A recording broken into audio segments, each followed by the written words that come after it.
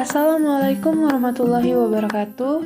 Saya Amelia Dwi Saputri akan membahas materi tentang perubahan dan perbedaan kurikulum, mata kuliah telaah kurikulum dengan dosen pengampu Pak Tio Gusti Satria, Magister Pendidikan. Oke, sebelum memasuki materi lebih mendalam, saya akan membahas dulu apa sih penyebab terjadinya perubahan kurikulum di Indonesia. Yang pertama, agar kurikulum di Indonesia relevan dengan perkembangan zaman. Yang kedua, agar dapat memenuhi kebutuhan belajar siswa. Yang ketiga, agar dapat menyiapkan generasi-generasi masa depan yang visioner. Yang keempat, kurikulum yang baik adalah kurikulum yang sesuai dengan zamannya. Jadi, kurikulum itu sifatnya dinamis, bukan statis. Lalu, ada pun landasan pengembangan kurikulum. Yang pertama yaitu landasan filosofis, kedua landasan sosiologis, ketiga landasan psikologis, dan keempat landasan yuridis. Selanjutnya, saya akan membahas tentang perubahan kurikulum dari waktu ke waktu. Kurikulum 1947. Kurikulum pertama yang lahir pada masa kemerdekaan memakai istilah Leerplan atau rencana pelajaran.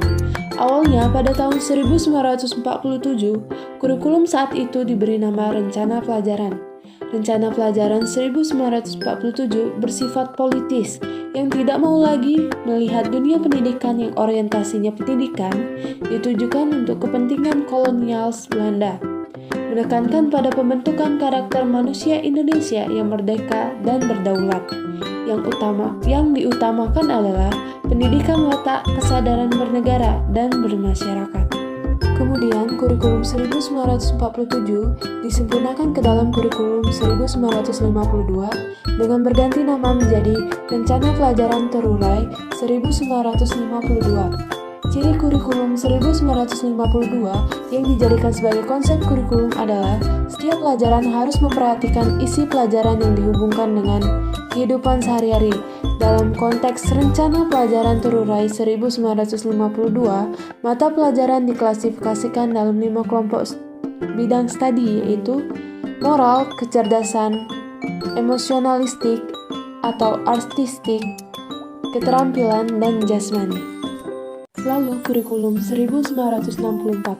Konsep kurikulum rencana pendidikan 1964 lebih bersifat bagaimana peserta didik bersikap aktif, kreatif, dan produktif menemukan solusi terhadap berbagai masalah yang berkembang dan ada di masyarakat.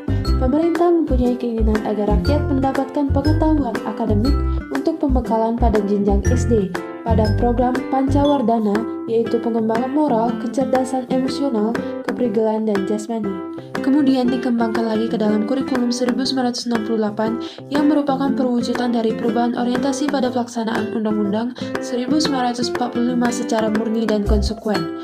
Kurikulum ini menekankan pendekatan organisasi materi pelajaran yang terdiri dari kelompok pembinaan Pancasila, pengetahuan dasar, dan kecakapan khusus.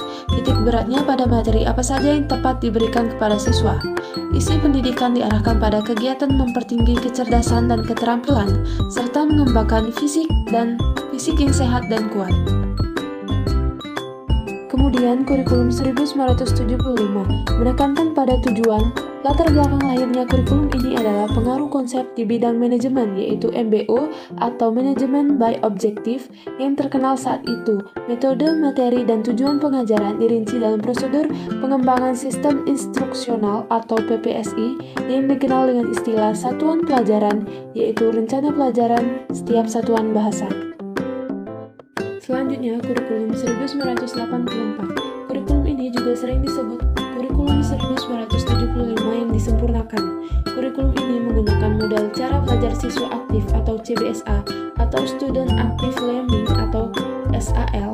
Pendekatan CBSA menitik beratkan pada keaktifan siswa yang kegiatan belajarnya diwujudkan dalam berbagai bentuk kegiatan seperti mendengar, berdiskusi, dan sebagainya. Materi disajikan berdasarkan tingkat kesiapan atau kematangan siswa melalui pendekatan konkret, semi abstrak, dan abstrak dengan menggunakan pendekatan induktif. Kurikulum 1994 dan suplemen kurikulum 1999. Kurikulum 1974 dan kurikulum 1984 dipadukan menjadi kurikulum 1994. Pada kurikulum ini terjadi perubahan dari sistem semester ke sistem catur bulan. Tujuan pengajaran kurikulum ini yaitu berorientasi pada materi pelajaran dan keterampilan, menyelesaikan soal dan pemecahan masalah. Tujuan dan proses kurang berhasil dipadukan. Muatan nasional dan muatan lokal sangat banyak porsinya.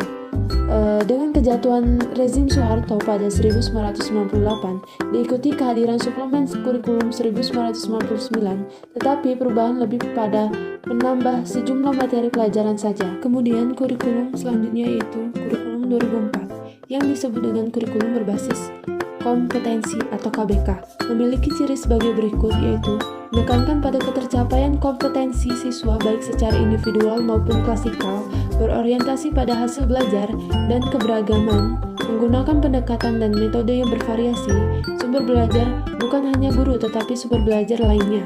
Struktur kompetensi dasar KBK ini dirinci dalam komponen aspek, kelas, dan semester.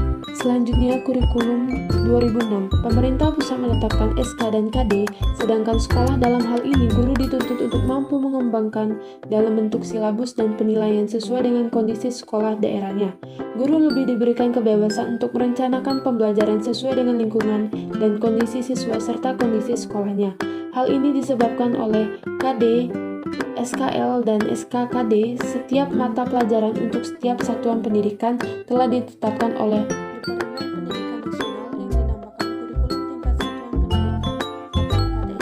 kemudian dikembangkan lagi ke dalam kurikulum 2013 yang mencakup sejumlah kompetensi dan seperangkat tujuan pembelajaran yang dinyatakan sedemikian rupa sehingga pencapaian dapat diamati dalam bentuk perilaku atau keterampilan peserta didik. Kurikulum ini menghadirkan pembelajaran yang mengacu pada 3 ranah kompetensi, yaitu sikap, pengetahuan, dan keterampilan. Tema utama kurikulum 2013 adalah menghasilkan insan Indonesia yang produktif, kreatif, inovatif, afektif melalui pengamatan, sikap, keterampilan, dan pengetahuan yang terintegrasi. Yang terakhir yaitu kurikulum merdeka, dengan menggunakan metode pembelajaran yang mengacu pada pendekatan bakat dan minat.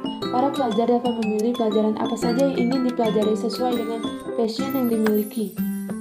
Proyek untuk menguatkan pencapaian profil pelajar Pancasila dikembangkan berdasarkan tema tertentu yang ditetapkan oleh pemerintah. Peserta didik bisa dengan merdeka memilih materi yang ingin dipelajari sesuai dengan minat masing-masing. Ini dia yang dimaksud dengan konsep merdeka belajar.